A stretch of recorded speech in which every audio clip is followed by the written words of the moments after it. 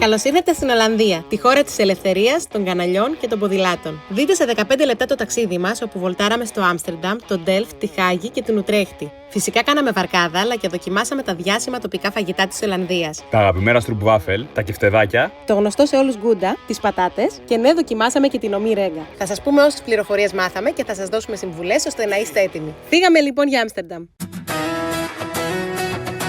να ξέρετε, η πτήση κρατάει τουλάχιστον 3,5 ώρες. Από την προσγείωση συνειδητοποιείς τι θα συναντήσεις. Μια καταπράσινη χώρα με πάρα πολύ νερό. Πήραμε το τρένο για το κέντρο, το οποίο κόστιζε μόνο 5 ευρώ και σε μισή ωρίτσα είχαμε φτάσει. Η πρώτη μας μέρα ήταν κυρίως να μάθουμε τα κατατόπια και να βολτάρουμε στο κέντρο της πόλης. Βγήκαμε έξω και πάμε για καφεδάκι.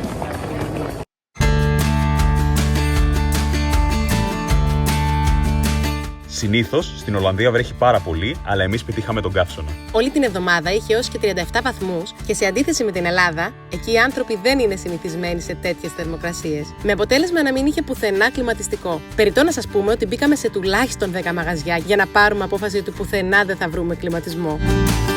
Αυτό που θα σας μείνει από την Ολλανδία είναι τα ατελείωτα κανάλια και τα αμέτρητα ποδήλατα. Ο μέσος Ολλανδός έχει 1,5 ποδήλατο, καθώς συνήθως έχουν ένα καλό ποδήλατο για τη δουλειά και ένα πιο πρόχειρο για όταν θέλουν να βγουν το βράδυ και να μεθύσουν, καθώς μπορεί και να το ρίξουν μέσα στο νερό. Σκεφτείτε πως κάθε χρόνο βγάζουν 12.000 ποδήλατα μέσα από τα κανάλια του Άμστερνταμ.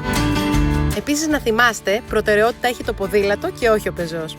Θα σας μείνει ακόμα το πώς η ελευθερία υπάρχει σε διάφορες απολαύσεις και θα δείτε εικόνες που μπορεί να σας σοκάρουν, αλλά όχι σε αυτό το βίντεο. Διότι να ξέρετε, στις συγκεκριμένες γειτονιές δεν επιτρέπεται καθόλου το βίντεο και φωτογράφηση. Καθώς ήμασταν κουρασμένοι από το ταξίδι, τσιμπήσαμε κάτι, κάναμε μια βόλτα και πήγαμε για ύπνο.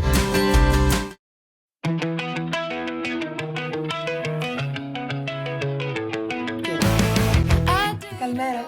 Καλημέρα. Σήμερα η μέρα είναι αφιερωμένη στα δύο πιο γνωστά μουσεία της χώρας και στο να δοκιμάσουμε τα διάσημα ολλανδικά street food. Ξεκινήσαμε με το Μουσείο του Van Gogh, για το οποίο χρειαζόταν να πάρουμε τραμ. Να ξέρετε, όλα τα μέσα μεταφοράς έρχονται στην ώρα τους και δεν περιμένουν ούτε δευτερόλεπτο. Επίσης, όπως και στην Αθήνα, μπορείτε να επικυρώσετε τη χρεωστική ή πιστωτική σας κάρτα, αλλά πρέπει να τη χτυπήσετε 2 φορές. Μία όταν μπαίνετε και μία πριν κατεβείτε, καθώς σε χρεώνουν με βάση τα χιλιόμετρα που έχεις ταξιδέψει. Αλλιώς, μπορείτε να κατεβάσετε δωρεάν την επίσημη εφαρμογή τους, όπου αγοράζεις είτε ημερήσια εισιτήρια, είτε εισιτήρια μιας ώρας κατευθείαν από το κινητό. Εμείς παίρναμε το μιας ώρας και κόστιζε 3,40. Όσο για το Μουσείο του Van Gogh, ήταν το καλύτερο μουσείο τέχνης που είχαμε επισκεφτεί και ήταν πολύ όμορφα στημένο και γεμάτο πληροφορίες για τη ζωή και το έργο του. Ήπιαμε ένα καφεδάκι.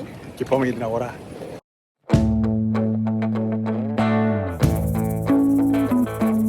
Η αγορά βρισκόταν 1/4 με τα πόδια από την πλατεία των μουσείων, οπότε ήταν ένα ωραίο διάλειμμα γεμάτο με πολύ οικονομικά σουβενίρς και τοπικό φαγητό. Δοκιμάσαμε πρώτα τις ολλανδικές βάφλες με νουτέλα, καθώς είχαμε δοκιμάσει την παραδοσιακή με καραμέλα στο ξενοδοχείο. Ήταν πεντανόστιμη και πρέπει οπωσδήποτε να τη δοκιμάσετε. Σειρά είχαν τα κεφτεδάκια, τα λεγόμενα bitterbollen. Είναι πολύ ωραίο. Όντως. Έχει και τυρί από πάνω. Πάρα πολύ ωραίο. Και εκεί βρήκαμε και την ομή ρέγγα με αγκούρι πίκλα και ομό κρεμμύδι. Εδώ ο δυνατός παίκτης θα το κάνει αυτό. Παιδιά, εδώ το πήρε το φίλος μας. Δεν ξέρω γιατί το κάνει αυτό. Είναι λίγο γλιτσερό. Ιού, Παναγία μου. Αλλά εντάξει, δεν είναι τόσο χάλια. Σ' αρέσει? Το ξανά τρώγες? Δεν καταλαβαίνω τι τρώω. Α, ωραία. Μια γλίτσα. Τέλεια. Ναι. Εδώ ήρθε, Την το έφαγα. έφαγε. Παιδιά, το έφαγε Δεν είναι όλο. τόσο χάλια. Εγώ δεν άγγιξα, δεν μπορώ. γλιτσερή, αλλά... Χριστέ, μόνο το λέει. Περάσαμε και από μαγαζιά με τυρί, αλλά αυτό το δοκιμάσαμε στη Βαρκάδα τη μεθεπόμενη μέρα. Οπότε κάντε λίγη υπομονή. Στη συνέχεια επισκεφθήκαμε το Εθνικό Μουσείο της Ολλανδίας, που είναι αφιερωμένο στην Ολλανδική τέχνη και ιστορία. Αν και η Ολλανδία δεν είναι μια χώρα με μεγάλη ιστορία, αξίζει να το επισκεφτείτε, καθώς θα σας εντυπωσιάσει το κτίριο και το πόσο όμορφα δομημένα είναι όλα. Και περάσαμε όλο το απόγευμα μας με μια χαλαρή βόλτα στο πάρκο Βόντελ, που ήταν εκεί κοντά, και γενικά στην πλατεία.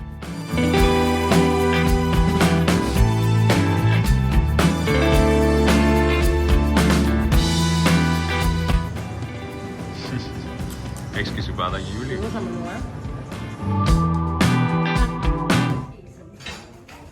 Γιώργο, τι κάνεις εκεί? Φαγητό. Εντάξει, τα πουλάκια είναι άδειο.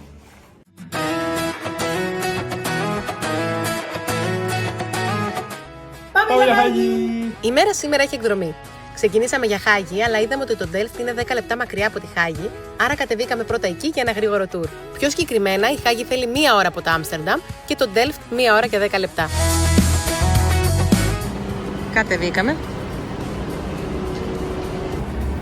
Φτάσαμε στο Delft. Το Delft είναι ένα μικρό μεσαιωνικό χωριό με όμορφη αρχιτεκτονική και όπως οι περισσότερες πόλεις της Ολλανδίας, γεμάτο κανάλια και ποδήλατα.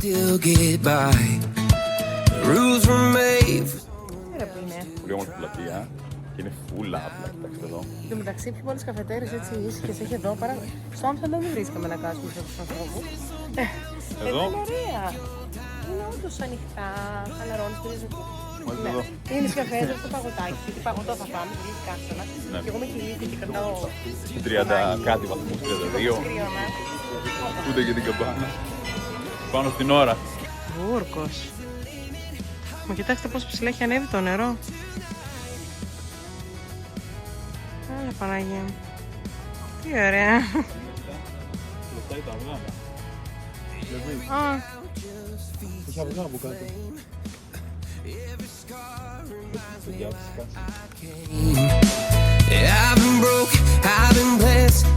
Στη συνέχεια φτάσαμε στη Χάγη. Η Χάγη είναι γνωστή ως η παγκόσμια πόλη της ειρήνης και της δικαιοσύνης. είναι η πολιτική πρωτεύουσα της χώρας, μιας και εκεί βρίσκεται η Βουλή της Ολλανδίας, το Διεθνές Δικαστήριο, καθώς και η κατοικία της βασιλικής οικογένειας.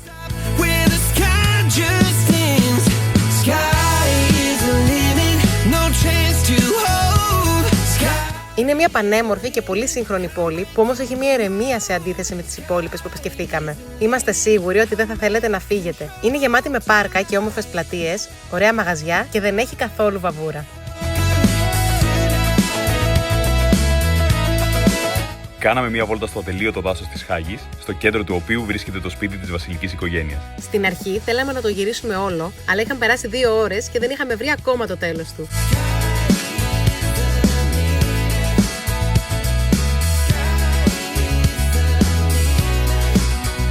Οπότε φύγαμε για ψώνια και αργότερα για φαγητό σε μια εξαιρετική ελληνική ταβέρνα.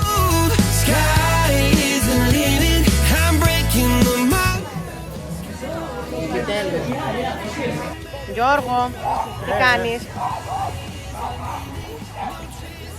Πού είμαστε, Γιούλη? Στο Μούλο. Μα δες τον,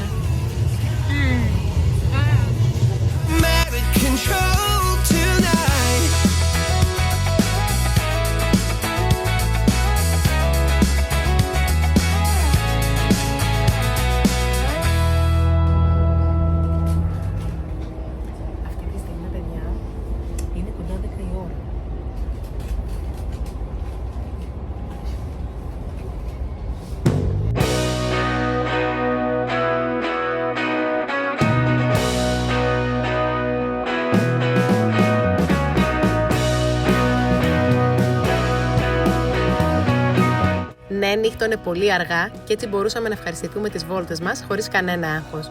Τι όμορφα που είναι, ρε γάμο.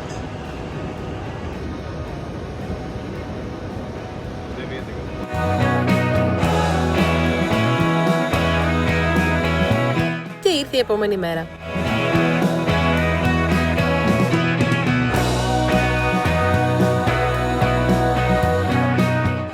Νερό έχουμε και φύγαμε για Ουτρέχτη. Θάλασσα για να βγαίνουμε. Δεν μπορούσαμε να μην πάμε και στην Ουτρέχτη, καθώς είναι λιγότερα από 1,5 ώρα μακριά. Πω, τι ωραία που είναι. Η Ουτρέχτη, γνωστή και ως το μικρό Άμστερνταμ, είναι η 4η μεγαλύτερη πόλη της Ολλανδίας και μία από τις αρχαιότερες. Κοντά στο κανάλι, η πόλη μοιάζει να είναι χτισμένη σε 2 επίπεδα. Το πάνω στρώμα είναι ο δρόμος και στο κάτω παραδοσιακά βρίσκονταν οι αποθήκες που τώρα έχουν μετατραπεί σε καφετέριες. Μας έκανε εντύπωση το ότι υπήρχαν πολλά ελληνικά μαγαζιά και γενικά συναντήσαμε πάρα πολλούς Έλληνες. Να πάλι σιρτάκι, καλώς ορίσατε. Ελληνικά. Αυτό που βλέπετε είναι ο πύργος Ντόμ, που είναι το σύμβολο της Ουτρέχτης. Είναι ο ψηλότερος πύργος εκκλησίας σε όλη την Ολλανδία και βρίσκεται στο σημείο που χτίστηκε η πόλη 2.000 χρόνια πριν. Ώρα για δοκιμή φαγητού. Πήγαμε για ένα καφέ και δοκιμάσαμε ένα παραδοσιακό μπισκότο με αμύγδαλο, το οποίο ονομάζεται γεμιστό κέικ. Μπισκότο. Σας είναι όντως μπουτήματα. Δεν είναι κάτι.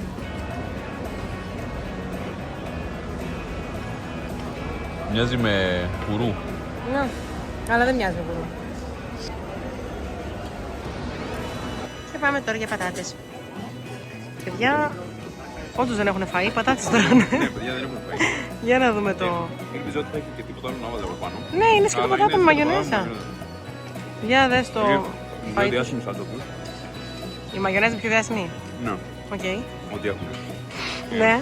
Συγκεκριμένα δεν είναι μαγιονέζα, είναι σως για πατάτες. Α, και πώς είναι, ωραίο. Τα μαγιονέζα μπήκαν και τα γέλια. Πατάτες με μαγιονέζα. Οκ, κοίτα. Τα μαγιονέζα τους μ' αρέσουν. Το παραδέχομαι. Μ' αρέσει όντως. Απλά γενικά πατάτα. Τα μαγιονέζα τους είναι σαν μαγιονέζα. Όπως είναι. Αν είναι το φρουλάκι μας, Μπράβο. και τόσο πατάτες βάζουμε. Και απλά πέσουν να βάλει μαγιονέζα. Και κάνει τα ίδια λεφτά του μεταξύ. Ναι, 5 ευρώ. ναι. Το small one. Και επιστρέψαμε στο Άμστερνταμ για να κάνουμε βαρκάδα στα ατελείωτα κανάλια. Κλείσαμε εκείνη που έλεγε τυρί και απεριόριστο ποτό και πράγματι άξιζε όσο δεν πάει. Είχε ένα πλατό ανά 2 άτομα με γκούντα και πικάντικη μουστάρδα, το οποίο παιδιά το προφέρουμε λάθος μια ζωή. Προφέρεται χάουντα.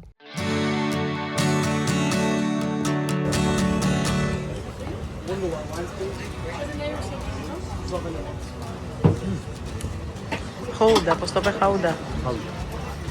Το λέμε λάθος, παιδιά. Θα σας κάνει εντύπωση ότι υπάρχουν 2.500 πλωτά σπίτια, τα περισσότερα από τα οποία είναι πλέον Airbnb, και για να αγοράσεις ένα χρειάζεται έως και 1,5 εκατομμύριο ευρώ. Πάντως, ακόμα και μία μέρα να μείνετε στην πόλη, μία βαρκάδα πρέπει οπωσδήποτε να κλείσετε. Πώς περνάς, Γιώργο? Ωραία είναι.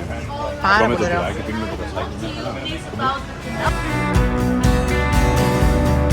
Απίστευτη εμπειρία, πανέμορφες εικόνες που θα σας μείνουν και μαθαίνεις σε μία ώρα τα πάντα για το Άμστερνταμ.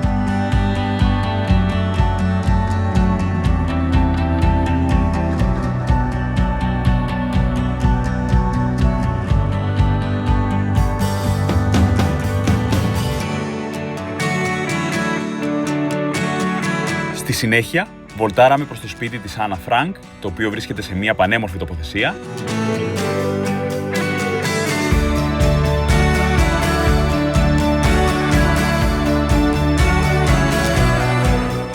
Και επιστρέψαμε στο κέντρο. Να πούμε σε αυτό το σημείο ότι εμείς πήγαμε στην Ολλανδία καθημερινές, γιατί τα Σαββατοκύριακα δεν μπορείς να περπατήσεις από τον κόσμο.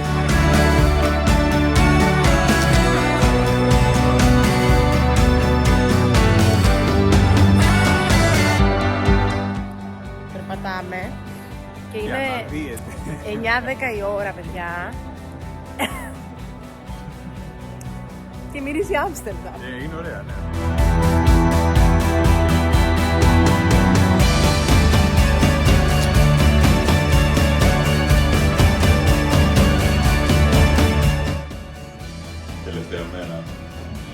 Και ήρθε η μέρα που απλά ψωνίσαμε κι άλλα σουβενίρς και επιστρέψαμε στην Αθήνα.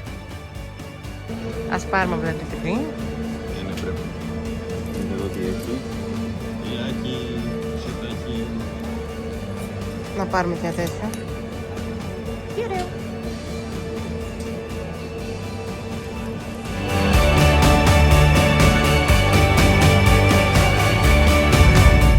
Τα λέμε στο επόμενο ταξίδι μας.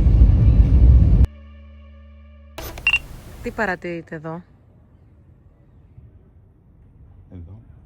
Εδώ μήπως καλύτερα? Δεν κουνάει, παιδιά. Αν κουνάει. Δεν είναι ψεύτικο. Είναι απίστευτο. Αυτό. Για να δούμε το φρουτέξ. Παναγία μου. Μάλιστα. Σας αρέσει τώρα αυτό? Για δοκίμασε το χάλια.